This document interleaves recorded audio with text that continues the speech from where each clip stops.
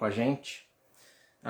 Era para eu ter feito esse perguntas e respostas no sábado, mas não pudemos fazer por uma questão de um ocorrido na igreja mesmo, nós tivemos que adiar. Mas as perguntas ficaram lá, tanto no Instagram quanto no Facebook, e hoje eu vou responder aqui as perguntas que fizeram, perguntas pessoais, opiniões e também de cunho teológico, tá bom? Espero que vocês gostem, espero que vocês curtam aí, podem compartilhar, isso serve para edificação de outras pessoas também, tá? Vamos lá. A primeira pergunta que fizeram para mim é: como orar? Posso pedir ou somente agradecer? Então, a pergunta a respeito de oração, se nós devemos apenas orar pedindo algo ao Senhor ou se devemos somente agradecer. A princípio, a oração ela é ensinada na Bíblia, lá de Gênesis até Apocalipse, e não existe uma fórmula específica para oração. Existem princípios a respeito da oração. E mais do que falar de formas de como orar, eu vou destacar a respeito dos princípios da oração, alguns princípios da oração. O primeiro princípio da oração é que você precisa entender, ou nós precisamos entender, que somos servos do Senhor. E a nossa oração dirigida para Ele deve ser uma oração de servo. Nunca inverter essa ordem, achando que nós temos autoridade para requisitarmos, solicitarmos alguma coisa diante de Deus. Deus nos dá autoridade sobre principados, potestades, sobre demônios, e nós temos essa autoridade sobre essas entidades em nome de Jesus.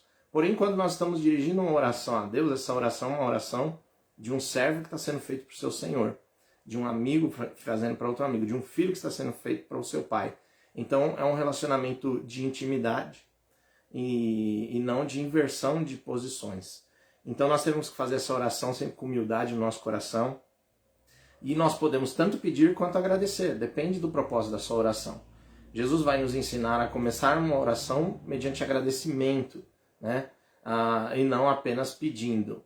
Então, você pode fazer sua oração, você pode pedir, Jesus na sua palavra diz que as nossas petições devem ser conhecidas diante de Deus, então você pode fazer ela. O mais importante é você entender que você é servo do Senhor e você vai fazer essa oração com o seu coração rendido ao Senhor.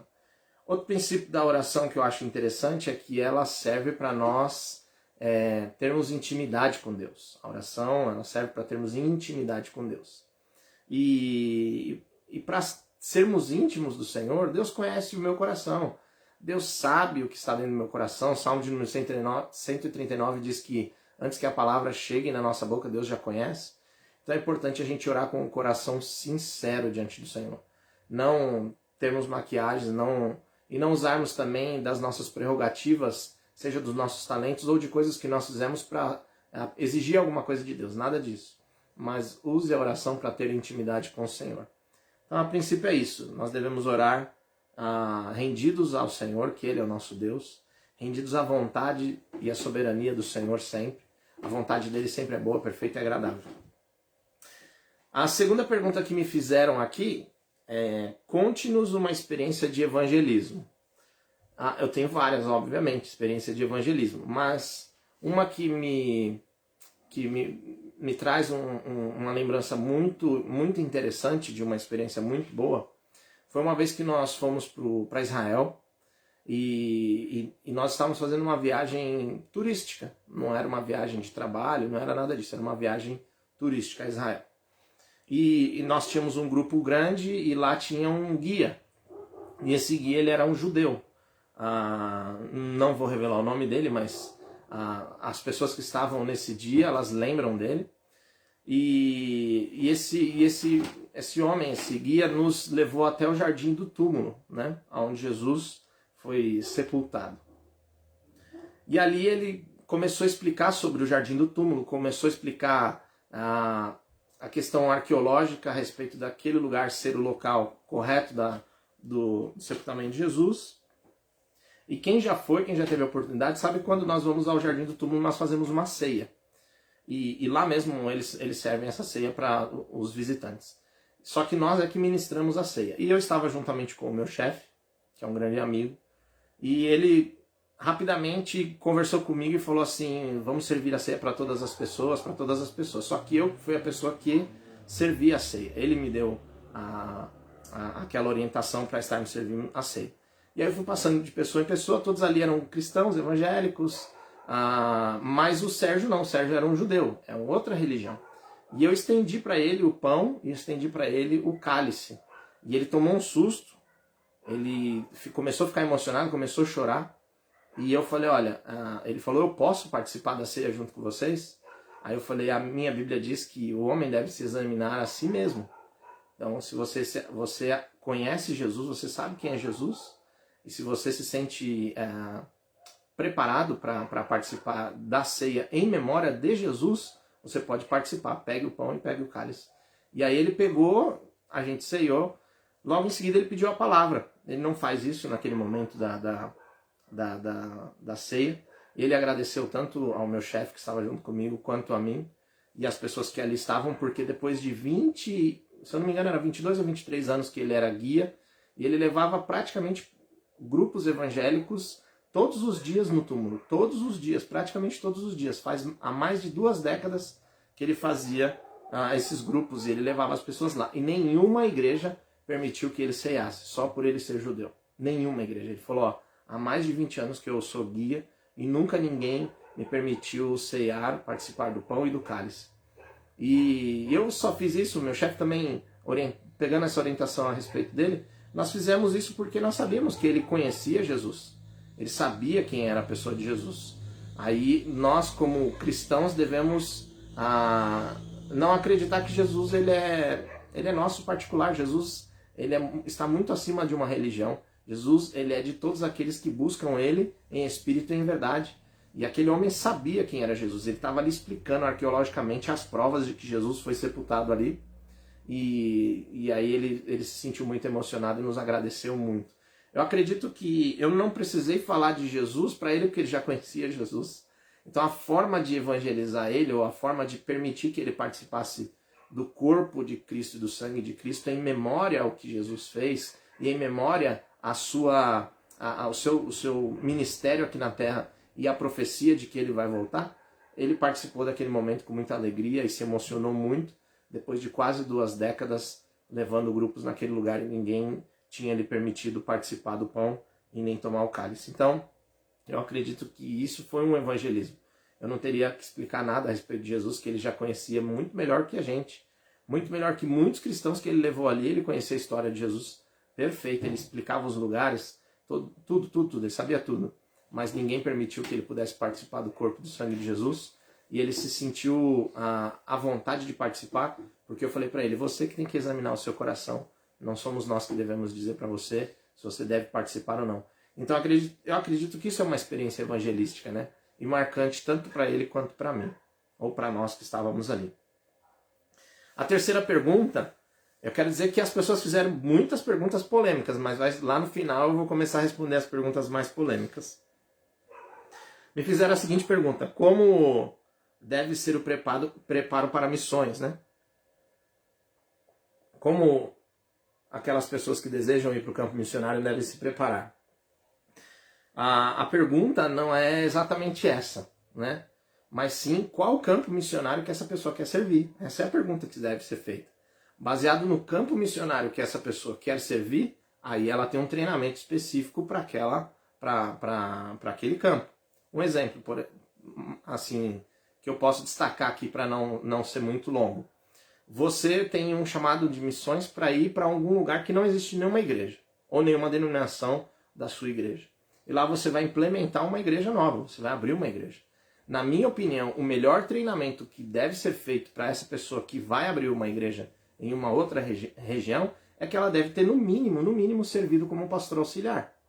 No mínimo, ela deve ter servido como um obreiro dentro de uma igreja. Para ele saber o que é uma igreja, quais são as dificuldades, quais são as facilidades, quais são as necessidades de uma igreja, a necessidade real. Você, na liderança de uma igreja, mesmo não sendo pastor titular, você vai ter esse conhecimento. Aí você pode me falar assim, então tá bom, então eu tenho esse chamado para abertura de igrejas, mas essa igreja é fora do país. Aí, que país que você vai? Essas perguntas têm que serem respondidas antes. Se você vai abrir uma igreja num país de outro idioma, eu acredito que além de você ter um treinamento como obreiro ou como pastor titular, você precisa ter um treinamento na língua e no idioma, né? Para você chegar lá e fazer o seu trabalho bem feito. Aí você pode falar assim, não, meu trabalho não é com abertura de igrejas, meu trabalho não é com... Não tem nada a ver com isso, eu vou fazer um trabalho social. Ora, você deve ter esse chamado para servir as pessoas de forma social, porque é um trabalho que você não tem retorno, em tese, você não tem um retorno. Então, assim, você é sempre se doar, se dar, correr atrás para abençoar as pessoas, e se você não tem uma experiência com isso, ou não tem um treinamento específico para essa área social, você vai passar muita dificuldade. Talvez você tenha muita dificuldade mesmo. Aí você pode falar assim, então o meu campo missionário é em países fechados, de cultura de outras religiões, e lá é fechado. Eu acredito que você deve ter um treinamento teológico muito melhor, muito forte, porque você vai sofrer afrontas na sua própria fé, naquilo que você acredita. E se você não estiver preparado teologicamente e também não conhecer essa cultura que você vai estar lidando, você vai ter dificuldade. Então eu acredito que não é como deve ser o preparo para missões, mas sim qual é o campo que essa pessoa ou você quer servir, e esse preparo deve ser direcionado, completamente direcionado. Então, a pergunta é mais ou menos essa, né? Você é solteiro, você é casado, você tem filhos, a preparação é completamente diferente. A preparação não é só sua, é da sua família. E tem todos os detalhes que vêm antes de ir para um campo. Então, não tem como eu responder essa pergunta de forma direta. Mas a pergunta mais clara que devemos responder antes é qual é o campo missionário que você vai servir ou que essa pessoa vai servir, e o treinamento vai ser direcionado. Ok? Quarta pergunta. Começou aí as perguntas um pouco mais polêmicas, né? Namorar, noivar ou casar com alguém em julgo desigual? O que você acha? Primeiro deixa eu falar aqui que nós cristãos evangélicos, nós temos umas terminologias próprias, né? Umas expressões que só a gente entende, né? Então o que seria casar ou namorar ou noivar com alguém em julgo desigual? Seria você se relacionar com alguém que não professa a mesma fé que você. Essa é a pergunta. O que eu acho de alguém cristão namorar, noivar ou casar com alguém que não é da mesma religião que a gente? A minha pergunta, a minha resposta, na verdade, é de forma de pergunta também. Porque o que acontece? Na minha opinião, é simples. Eu não casaria com alguém ou não me relacionaria com alguém que fosse de outra religião. Eu, particularmente. Por que eu não faria isso? Por uma questão muito simples. Eu tenho um chamado pastoral. Desde muito novo, eu sabia que eu tinha esse chamado. E aí, como é que eu vou fazer isso se a minha esposa ela não professasse a mesma fé que eu? Nós teríamos muita dificuldade, porque eu, como pastor, eu sirvo uma igreja que demanda tempo, eu recebo visitas na minha casa, o assunto em torno das pessoas que nós nos reunimos é a igreja, é aquilo que faz parte do nosso dia a dia. E se eu caso com uma pessoa que não tem esse mesmo chamado, ela não vai saber compreender as necessidades da minha igreja, ela não vai saber compreender as necessidades do meu chamado de estar atendendo as pessoas, ela não vai entender o porquê que eu me dedico tantas horas ou quanto tempo eu deveria dedicar. Para ela, eu dedico talvez numa oração, talvez numa preparação de um sermão. Domingo, para mim que sou pastor, é praticamente um dia que eu reservo para eu poder estar em preparação para ministrar à noite. Então, assim, se eu fosse casado com alguém que não fosse cristão, talvez a pessoa falaria assim, vamos viajar, vamos sair, vamos fazer isso sempre. Ela poderia, vez ou outra, abrir mão de me permitir fazer isso, mas nem sempre eu estaria disposto. Já a minha esposa, ela sabe que esse é o meu chamado, então ela também me permite fazer com que esse trabalho seja feito com excelência. Então a resposta minha, basicamente, é não, você não deve, você como cristão evangélico não deve se relacionar com pessoas de outra religião. Eu oriento vocês isso, inclusive porque a Bíblia traz essa orientação. Não quer dizer que é pecado você se relacionar ou casar com alguém que não é da mesma religião que você. Mas você vai ter muitos problemas. Isso é fato, né? Se Deus, por exemplo, te dá um chamado missional, você vai ser chamado para ir para um outro país e essa pessoa falar, não vou. eu casei com você, mas você é cristão, você tem esse chamado, eu não tenho. O que você vai fazer? Todo mundo que namora, subentende que vai namorar, noivar e vai casar. Então a gente já pensa lá na frente nas consequências que são muito ruins, né? Então eu não me relacionaria com alguém que não fosse da mesma religião que eu. Nessa expressão a gente usa como jugo desigual, né? Você vai ter muitas dificuldades. Mas vamos falar lá em termos de relacionamento no namoro e no noivado, né?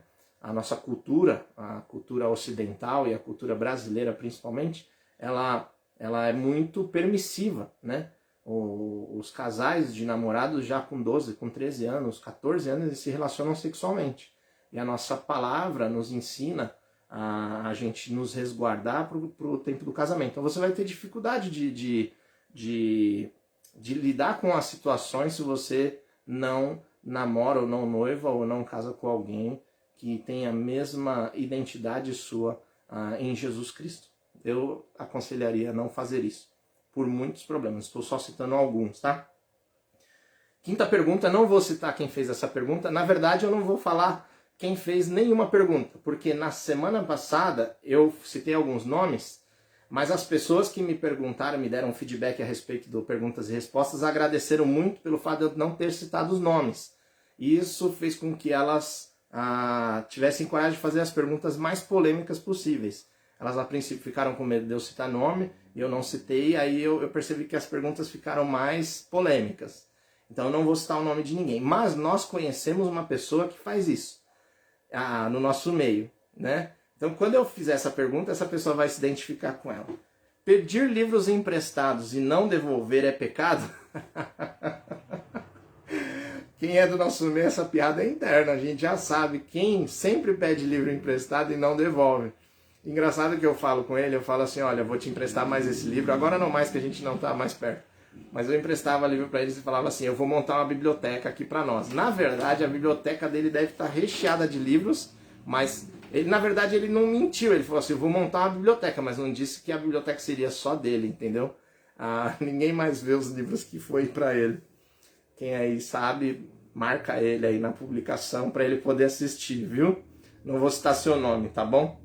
Mas pedir livros emprestados e não devolver? Sacanagem, né, meu? Devolve os nossos livros aí, porque senão livro tá caro, né? Agora, se eu fosse emprestar livro para essa pessoa, eu falava, eu empresto, mas você tem que me devolver um. Mas tô brincando. Mas pedir livro emprestado e não devolver é ruim. Mas, vou dar uma opinião minha, pessoal, né? É mais chato. Eu odeio emprestar livro para alguém e a pessoa fazer um rabisco no meu livro, uma anotação no meu livro. Eu quero morrer com isso. A pessoa, mas eu não consigo ler o livro sem fazer a anotação. Pelo amor de Deus, faz a anotação num papel à parte. Por que tem que riscar o livro? Por que tem que riscar o livro? E riscar o livro dos outros. Uma pessoa me pediu uma vez um monte de livros, eu emprestei para ela esses livros. Falei, olha, eu dei essa instrução, não risca os livros, por favor. E ela simplesmente riscou todos os livros, todos. Aí quando ela veio me devolver, eu falei, eu não quero mais esse livro, pode ficar para você. Então, eu acho que se o livro estiver lá na biblioteca da pessoa intacto e um dia a gente puder pegar de volta, amém. Mas rabiscar os meus livros ou riscar o livro dos outros, pelo amor de Deus. Às vezes você gostou de um trecho do livro, mas a outra pessoa que vai ler não gostou daquele trecho. Aí tem que ler lá a sua anotação, seus rabiscos no livro. Isso daí vai pro inferno direto, tá? Tá na Bíblia. Tô brincando. Aqui, uma pergunta interessante. Eu acho que eu entendi a pergunta e vou explicar. Qual a diferença entre doutrina e fato bíblico? Eu entendi o que a pessoa quis dizer. Então eu vou lá. Primeira coisa, doutrina é ensino. Ensino. Essa palavra doutrina significa ensino.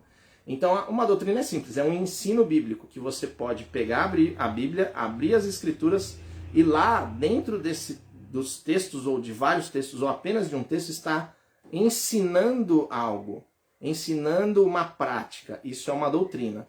Então, existem várias na Bíblia. Por exemplo, a doutrina do batismo, a doutrina a respeito da salvação, a doutrina a respeito da cristologia, quem é Cristo, a doutrina a respeito de quem nós somos, a doutrina a respeito dos últimos tempos. Isso é um ensino bíblico que está lá dentro das Escrituras. E o que é um fato bíblico? Um fato bíblico é algo que aconteceu na Bíblia, mas você não pode tomar aquilo como um ensino, não pode tomar aquilo como uma doutrina. E eu citei aqui alguns exemplos. Jesus usou lama para curar uma pessoa, certo? Jesus fez uma lama, cuspiu no chão, fez a lama e colocou no olho dessa pessoa. A Bíblia não está ensinando que quando você vai orar para uma pessoa, você deve cuspir no chão, fazer uma lama e tacar no olho dela. A Bíblia não está fazendo isso. Então não é um ensino bíblico, e sim um fato bíblico que aconteceu e que Jesus curou daquela forma. Existe na Bíblia uma forma de se orar pelos enfermos. A Bíblia diz que deve se chamar os presbíteros, que nada mais é que são os líderes da igreja, e eles vão ungir essa pessoa com óleo. Isso está na Bíblia. Então a forma de ungir ou de orar pelos enfermos é dessa forma. É diferente de um fato. O fato de Jesus ter curado alguém com a lama nos olhos não é um ensino bíblico, não é uma doutrina bíblica, mas foi um fato bíblico. Já se eu tiver que orar por alguém, mediante a doutrina que a Bíblia ensina, é através da unção com óleo. Outro fato bíblico, Atos 19, fala que os apóstolos eles faziam milagres, muitos sinais aconteciam com eles, e as pessoas pegavam o quê? Os lenços e os aventais que os apóstolos usavam, levavam até os enfermos eram curados e os demônios eram expulsos por causa de um lenço e por causa de um avental. Ali está falando de um fato bíblico, isso aconteceu, mas naquele texto não está explicando e não está ensinando como se deve curar os enfermos e nem expulsar os demônios. Não é através do lenço ungido, não é através do pano que o pastor ou o apóstolo ou quem quer que seja utilizou para curar. Essa é a diferença entre um fato bíblico, isso aconteceu, está lá na Bíblia, mas foi um fato, não foi um ensino bíblico que a Bíblia disse que nós devemos reproduzir. Eu acredito que eu entendi a pergunta da pessoa, então por isso que eu respondi a diferença entre um fato e uma doutrina bíblica. Um fato é algo que aconteceu, mas não é um ensino. Aquilo ali aconteceu, pronto, acabou. O ensino já é uma coisa doutrinal, aquela coisa que a Bíblia ensina como se deve fazer e como se deve agir. Tá bom? 7ª pergunta. Já passamos da metade. A pergunta polêmica aí.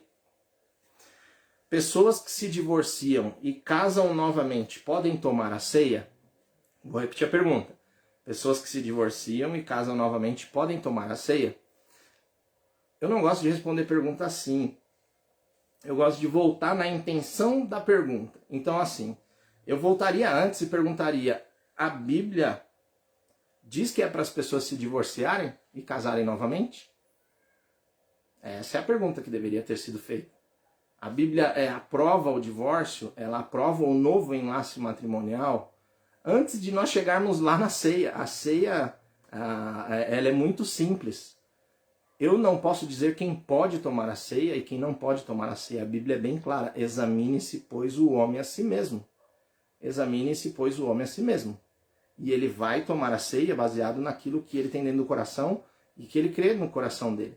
Mas a pergunta que eu gostaria de responder, e eu não vou responder hoje porque não foi a pergunta que me fizeram, é: a Bíblia permite o divórcio? A Bíblia permite o novo enlace matrimonial? Essa é a pergunta que deveria ter sido feita antes de nós chegarmos lá na ceia. A ceia é simples, a pessoa deve examinar ela mesma. Não é eu que digo quem deve ou quem não deve tomar. Não é um pastor, não é um líder, não é uma igreja, não é uma denominação que diz quem deve ou não tomar a ceia. Examine-se, pois, o homem a si mesmo. Mas a pessoa que está casada, ela deve se divorciar? Ou a pessoa que se divorciou, ela deve casar novamente? Essa é a pergunta que nós poderíamos, numa próxima oportunidade, pensar em responder. Isso é muito mais delicado, esse assunto é muito mais dificultoso. E eu sou muito radical nesse assunto, quem me conhece sabe que eu sou radical nesse assunto, ao ponto de uma vez eu estar dentro de um carro, junto com um pastor, e o pastor estava no telefone, aconselhando uma moça da igreja dele. E ele disse: não, se divorcia, não sei o que, seu marido isso, seu marido aquilo, blá. E aí eu dirigindo na estrada ali, ouvindo aquela conversa, né? E ele deu vários aconselhamentos, deu vários conselhos para aquela pessoa, para ela se divorciar. Acabou aquela ligação, eu olhei pelo retrovisor do meu carro, tinha uma Bíblia no banco de trás do meu carro. Eu peguei aquela Bíblia no banco de trás do meu carro, coloquei no colo do pastor e disse assim: pastor, me mostra que tudo que você aconselhou a essa moça está nas Escrituras. E ele não teve coragem de abrir a Bíblia para me falar o que ele tinha aconselhado aquela moça, ou tinha dado conselho para ela, que estava dentro da Bíblia. Ele não teve a coragem de abrir a Bíblia. Eu não ia falar nada. Eu só pedi para ele abrir a Bíblia e mostrar que aquilo que ele falou para aquela moça, o conselho que ele deu para aquela moça, estava dentro das Escrituras. E ele não teve a ousadia de abrir a Bíblia. Então, nesses assuntos, é mais importante a gente pensar o que vem antes dessa pergunta. As pessoas devem ceiar, sendo divorciadas ou casadas novamente? Não é essa a pergunta. As pessoas devem se divorciar ou devem se casar novamente? A pergunta é anterior a isso, tá? Então, como eu não é o enfoque disso, eu só respondo dessa forma. Examine-se, pois, você a si mesmo. Aí, se você se achar em condições, toma do pão e beba do cálice, tá bom? Falei que hoje as perguntas ficaram mais polêmicas, né? Pergunta de número 8. Fizeram várias perguntas, mas eu resumi em 11. 8. Meus filhos adolescentes não querem ir mais para a igreja. O que devo fazer? Vou repetir a pergunta. Meus filhos adolescentes não querem mais ir para a igreja. O que devo fazer? Como eu não vou revelar o nome da pessoa que me fez essa pergunta, ou a pessoa que conhecia essa pessoa fez a pergunta, eu já sabia a quem ela estava se direcionando. Como eu não vou citar o nome dela, eu posso responder essa pergunta de forma aberta. Eu me recordo há muito tempo atrás que essa pessoa mudou de igreja.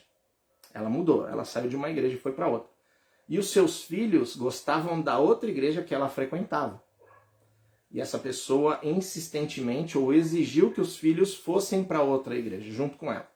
Simples, os filhos chegaram, cresceram e eles não gostavam da igreja que a mãe obrigou a esses filhos congregar. Hoje os filhos estão afastados da igreja e não querem ir para a igreja. Não querem ir para qual igreja? A que a mãe frequenta. Aliás, eles já nem queriam ter ido para lá. Então, no caso específico, que eu sei a quem está sendo dirigida essa pergunta, eu respondo da seguinte forma. É preciso entender que hoje o jovem, não digo a criança, mas o jovem, aquela pessoa que está entrando ali na pré-adolescência e na adolescência, ela tem vontade própria. E você precisa ouvir o coração dessas pessoas. Você, como pai, como mãe, você precisa entender e discernir que não é a força que você leva uma pessoa para a igreja. Quando é criança, você leva a pessoa para a igreja, mas e depois que ela cresce? Você vai forçar ela a continuar na igreja? Não tem como. Então, se aqueles jovens e adolescentes talvez estivessem na outra igreja que eles gostavam de lá, talvez eles não tinham saído da igreja. Isso acontece não só com filhos, mas com casais. Um dos cônjuges decide sair da igreja e por insistência o outro também vai. Quando o outro chega lá na outra igreja, a pessoa fica frio espiritualmente. Eu concordo que no caso de casal, os dois devem seguir juntos. Sempre.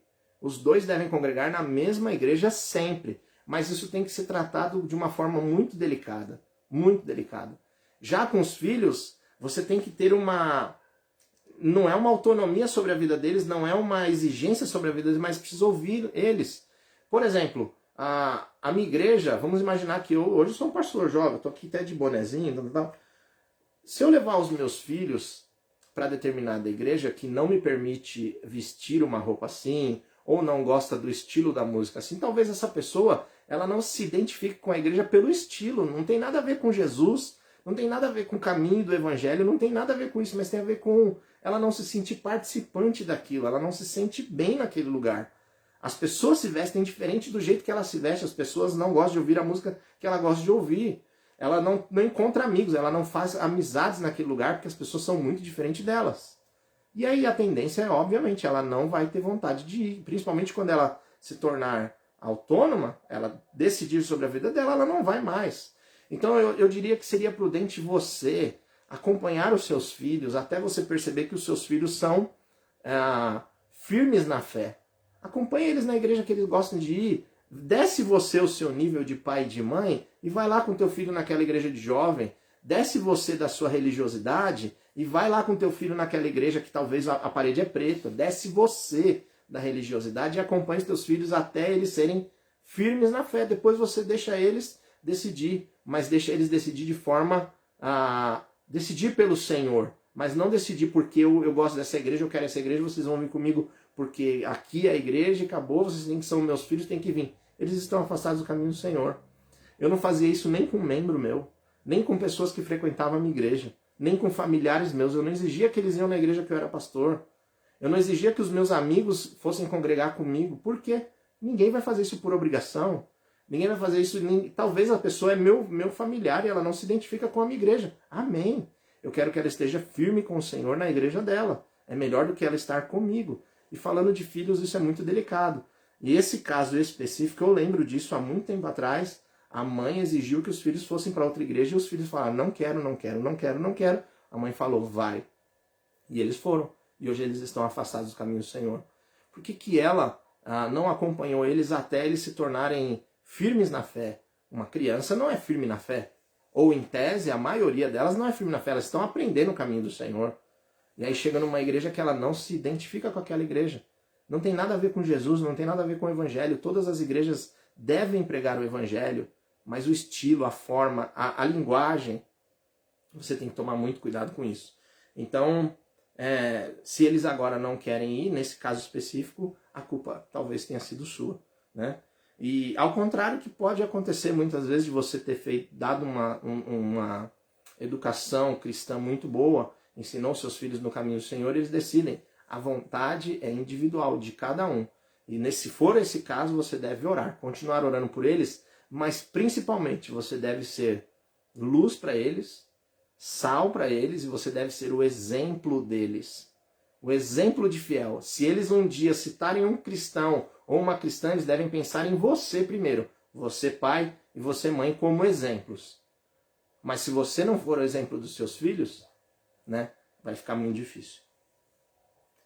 Então essa pergunta. Nona, estamos na dispensação da graça. Por que a igreja é tão legalista? Pergunta 9 é, estamos na dispensação da graça, por que a igreja é tão legalista? A minha resposta é, nós não estamos na dispensação da graça. Quem disse isso? Nós estamos na dispensação da graça. O Evangelho, ou a Bíblia, não é dividida em dispensações, não são 7 dispensações.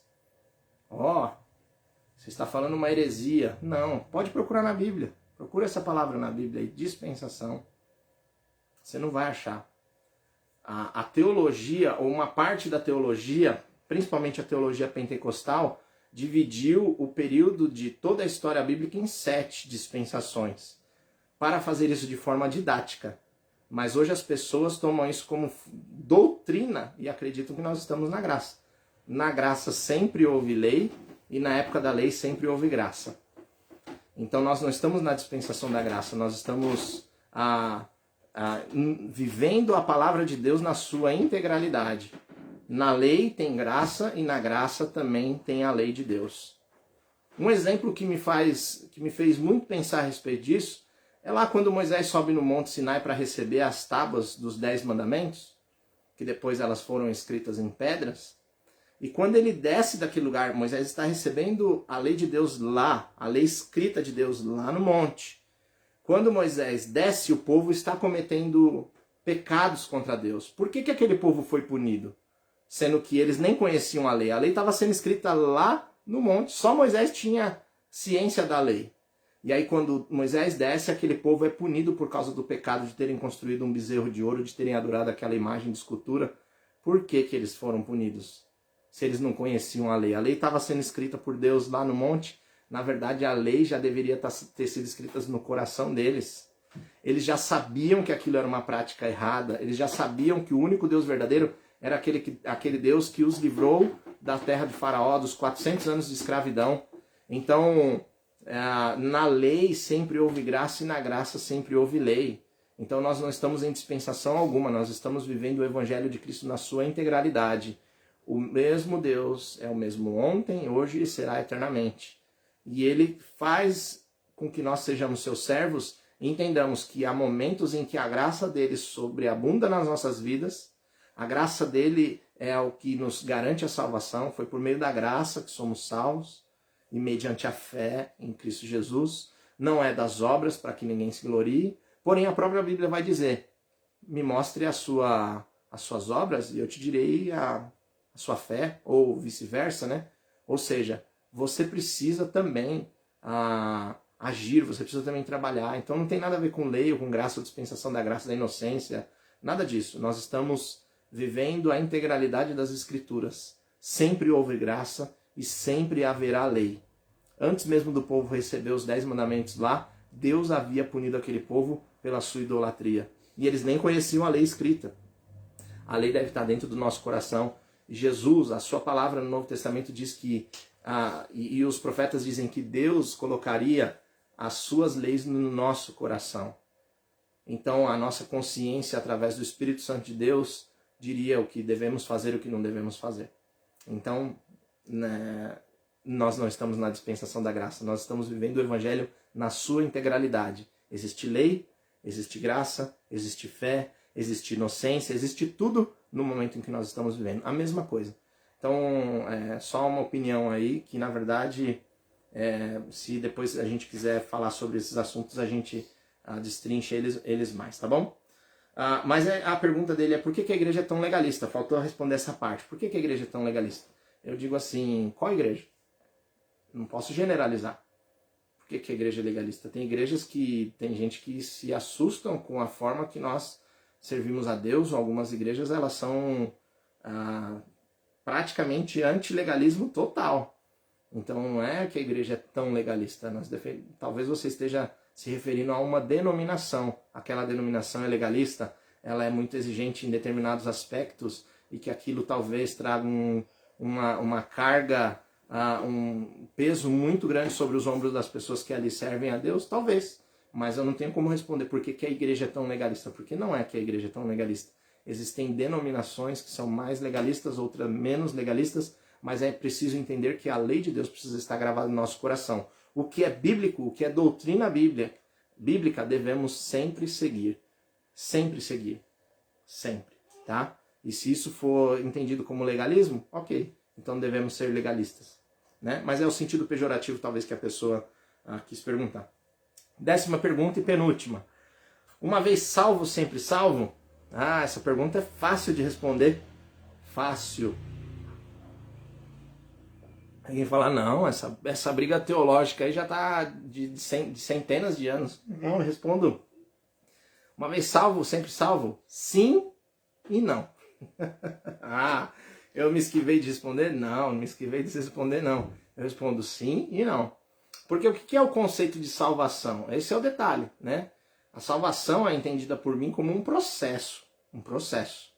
Então eu ainda não sou salvo. Eu estou no processo da salvação e da santificação, sem a qual eu não vou ver a Deus. Então, quando eu vou ser salvo? No dia que eu morrer com Cristo, ou no dia que Jesus voltar e eu estiver, ou você, ou qualquer um, estiver vivo e estiver com Cristo. No dia que Jesus arrebatar a sua igreja, levar os salvos, ali estaremos salvos, definitivamente. Se você morrer com Cristo, ou eu morrer com Cristo, salvos, ali estaremos salvos para sempre. Não tem como revogar. Se Jesus voltar e eu e você estivermos em santidade e baseado na graça dele e na fé que temos no Filho de Deus, seremos salvos. Mas Jesus diz uma coisa muito interessante. Vocês devem perseverar até o fim para serem salvos. Perseverem até o fim para serem salvos. Aqueles que forem fiel até o fim serão salvos. Ou seja, nós não somos salvos ainda. Nós estamos aqui num processo de santificação, de salvação, no qual um dia Deus vai nos salvar. Por isso que eu respondi isso de forma sim e não. Porque quem já foi salvo, quem já foi para a glória, já está salvo, não tem como revogar. Mas se você quiser acreditar que Deus nos elegeu e nos escolheu para sermos salvos e pela eleição de Deus nós já estamos salvos, aí é outro debate com o qual eu não concordo. Porque Israel, inclusive Israel, foi eleita e nem todos foram salvos. Israel é o povo eleito de Deus e nem todos foram salvos. Muitos morreram no deserto. Muitos pereceram nos exílios porque eles não foram fiéis a Deus. Jesus veio e disse, que a palavra de Deus diz que Jesus veio para os seus e os seus o negou. Para os eleitos, e eles o negou. Então, é outro assunto, mas eu responderia sim e não, porque quem já foi para a glória está salvo e não tem revogação dessa salvação. Mas quem ainda está aqui nessa terra, mesmo conhecendo o Evangelho, mesmo sendo participante do corpo de Cristo, se você não for fiel até o fim, você não vai receber a coroa de glória, tá bom? Aí é o debate que vocês já sabem, né? É bem longo esse debate. Idolatria, a última pergunta. Idolatria, fale um pouco sobre esse assunto. Eu sei onde vocês querem chegar com essa pergunta também. Vocês querem me colocar no meio de um fogo cruzado, né? Para responder essa pergunta. Óbvio que eu não vou me esquivar de responder a nenhuma pergunta, mas existe uma expressão brasileira que pau que bate em Chico, bate no Francisco. Antes de responder essa pergunta, eu quero dizer que eu não quero polemizar essa pergunta mais do que ela já é polêmica, né? Eu quero esclarecer biblicamente a respeito da idolatria, especificamente a idolatria que a pessoa perguntou sobre esse termo. Mas eu quero ser mais específico. E aí eu vou fazer uma distinção um pouco entre cristãos evangélicos e cristãos católicos, cristãos, por exemplo, coptas no Egito e cristãos evangélicos em outras partes, com outras denominações. Eu vou fazer essa distinção para vocês entenderem o que é de fato idolatria.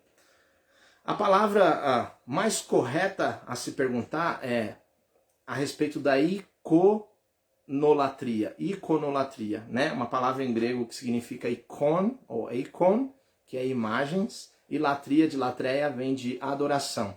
Adoração às imagens. Iconolatria, não idolatria. Depois eu vou fazer a distinção entre uma e outra. A iconolatria é adoração específica para imagens.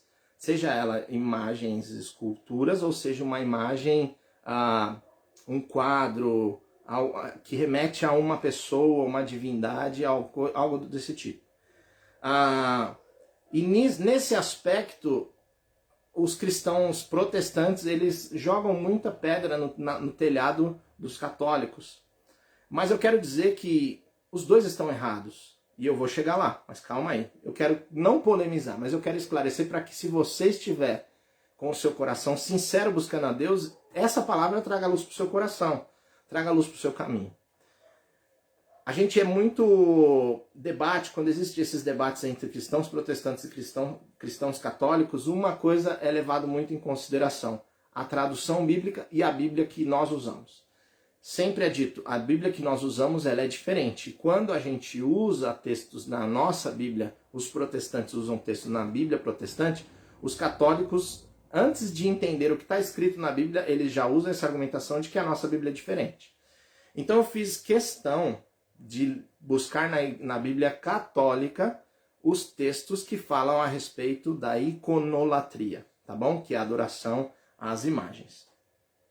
E o texto primeiro que eu vou ler é o texto do Salmo de número 113. Não vou ler esse texto, eu peço que depois você consulta, porque ele é igual na Bíblia protestante e na Bíblia católica. Ele é igual, tá? Eu estou aqui com a minha Bíblia Ave Maria aberta e tenho a Bíblia normal. O número do Salmo é diferente. Na Bíblia católica, na Bíblia Ave Maria, é Salmo de número 113.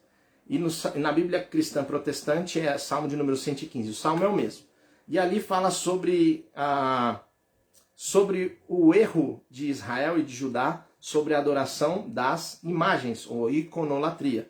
Lógico que eu não vou nem citar para vocês, mas só vou lembrar a respeito dos 10 mandamentos, e um dos mandamentos era que não deveríamos fazer para nós imagens de escultura e adorá-las e prestar culto a elas. Isso é fato, vocês conhecem. Isso tanto está na Bíblia protestante quanto na Bíblia católica, quanto o Salmo de número 113 está na Bíblia católica, e é o mesmo Salmo na Bíblia protestante, só que com o número de 115. Mas na Bíblia católica tem um texto que não tem na Bíblia protestante, que é o texto de Baruque, capítulo 6. Então, os católicos acreditam que esse texto ele é um texto canônico, e eu então quero ler para vocês. Bem rápido. Mas calma que eu vou chegar lá nos cristãos protestantes. Não vou me eximir de responder essa pergunta, tá bom? Baruque capítulo 6 diz assim: é por causa dos pecados que cometestes contra Deus, que ides deportados para a Babilônia, como prisioneiros por Nabucodonosor, rei da Babilônia. Ou seja, lá na história de Israel e de Judá, houve um exílio para a terra da Babilônia, e Deus está dizendo por que eles pecaram. quando chegares à Babilônia, mas Deus, além de saber por que eles foram para a Babilônia, o pecado que eles cometeram, Deus dá uma instrução para eles não cometerem um pecado lá na Babilônia. Olha o pecado que Deus está dizendo. Não cometam lá na Babilônia. Diz assim, quando chegardes à Babilônia, será para ficardes lá por muito tempo. No total foram 70 anos. Durante longos anos, até 7 gerações. Depois disto, porém, farei com que volteis em paz. E isso aconteceu. Ireis ver na Babilônia deuses de prata, ouro, madeira, deuses que são carregados nos ombros e que, não obstante, inspiram temor aos pagãos. Quanto a vós, Deus está dando a instrução agora para Israel e para Judá. Quanto a vós, preveni-los, não imiteis como os estrangeiros, deixando também o temor desses deuses que se apossem de vocês. Quando vires a multidão cumprimentá-los, em torno deles, quando vires a multidão comprimi-los ou se ajuntar em torno deles para adorá-los, dizei no silêncio dos vossos corações, é somente a vós, Senhor, que devemos adorar. Vou ler novamente o último versículo. Baruque, capítulo 6, só tem na Bíblia dos católicos. Quando vires a multidão comprimi-los em torno deles para adorá-los, das imagens, dizei no silêncio do seu coração, é somente a vós, Senhor, que devemos adorar. Então a iconolatria bíblica, seja no Novo Testamento, seja na Bíblia católica, ou seja na Bíblia protestante, é real. É um pecado contra Deus. Está lá, a iconolatria, a adoração, a imagem, seja de uma divindade ou seja remetendo a uma imagem. Lá no Novo Testamento vai dizer que somente Jesus, ele é o único mediador entre Deus e os homens. Jesus é o único mediador entre Deus e os homens. Então, de fato, a iconolatria é um pecado, tá? Bíblico. Mas agora eu quero falar um pouquinho dos cristãos protestantes, para não ficar como defendi a minha bandeira e deixei para lá. Não vou fazer isso. A palavra idolatria é a adoração a um ídolo. E um ídolo não necessariamente precisa ser algo feito. Não precisa ser uma estátua, não precisa ser uma imagem. Que essa é a diferença entre conolatria e idolatria. A adoração ao ídolo pode ser dirigida a uma pessoa. E é a adoração exacerbada, a admiração muito grande por uma pessoa e a subserviência para essa pessoa. E eu quero citar o exemplo, por exemplo, dos pastores. Dentro das igrejas existem muitos pastores que são ídolos. E eles são adorados por algumas pessoas dentro da sua igreja, quando não, eles mesmos se exaltam ao ponto de gostarem dessa posição de serem adorados como ídolos. Ninguém vai falar que ele é um ídolo e que ele está sendo adorado como ídolo. Mas dentro do coração das pessoas, elas servem aquele homem como se um ídolo fosse. Quer um exemplo muito simples? Nós vemos na igreja acontecer muitos pecados para a morte, como diz a Bíblia, que existem pecados que são para a morte. Existem pecados gravíssimos que as pessoas cometem. Um pecado bem comum, que não deveria ser comum, mas, por exemplo, é o adultério. E há muitos pastores que estão em cima dos altares ou nas lideranças das igrejas e eles pecam, eles se prostituem, eles se divorciam, eles casam novamente, se divorciam, casam de novo, eles estão em adultério. A Bíblia é clara em dizer isso. E porque eles são tidos como uma pessoa de alta admiração, a sua igreja, a sua congregação não consegue discipliná-los. Então eu quero dizer que a igreja cristã protestante comete idolatria. Quando que a igreja cristã comete idolatria? Quando, por exemplo, o simples fato de irmos cultuar a Deus não traz no seu coração um desejo muito grande de ir à casa do Senhor. Mas quando nós estampamos nas redes sociais, antigamente a gente fazia os cartazes, os flyers, os banners, e dizia, tal pregador vai vir pregar, ou tal cantor vai vir pregar. E a igreja lotava. Você está atrás de um ídolo e não atrás de Jesus. Eis a grande questão. Então a igreja protestante também comete idolatria. Muita idolatria. Quando você não consegue punir ou não consegue disciplinar esses seus líderes que têm desvio de conduta severos, existem líderes que têm processos na justiça que dizem, e a justiça está lá processando que essas pessoas mandou matar outras. e essa igreja não disciplina os seus líderes, são subservientes a esses líderes, vocês estão colocando eles como ídolos em cima dos seus altares, ou ídolos dentro do seu coração.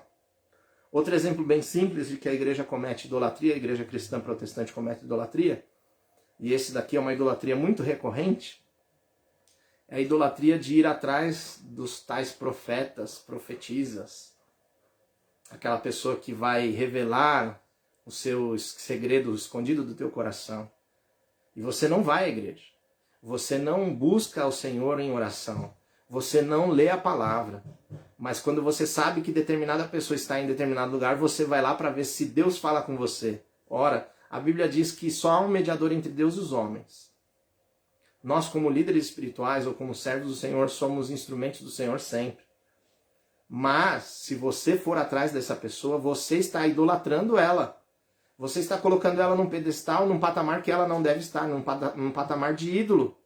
Então, a igreja protestante também comete idolatria.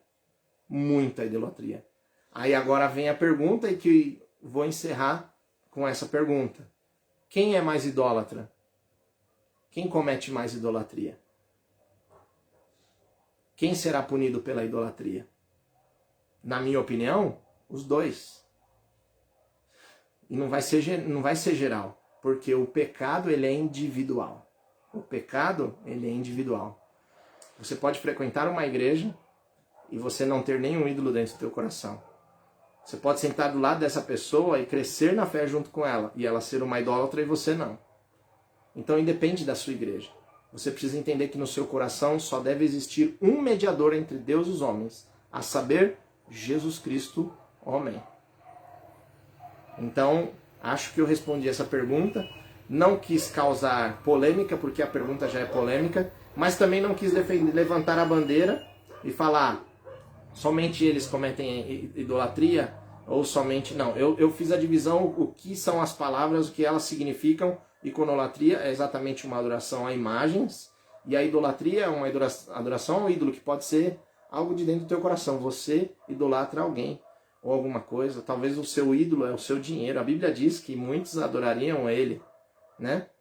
Existem pessoas que são cristãs protestantes e têm o dinheiro como seu maior Deus, o seu ídolo, né? O seu ego, a sua profissão. Às vezes você se idolatra a você mesmo. E não deve haver nada que nos separa do Senhor. Nem o nosso pecado, nós devemos nos santificar, para que o nosso pecado não faça separação entre nós e o nosso Deus. E também nós não devemos deixar com que a idolatria ou a iconolatria seja uma prática do nosso coração. Em nome de Jesus eu quero que vocês tenham refletido desse ponto de vista. A Bíblia, tanto católica quanto a protestante, diz que é pecado sim. Tá bom? Então, Deus abençoe vocês aí, compartilhem, façam novas perguntas, porque no final de semana, sábado, eu creio que eu vou responder mais perguntas.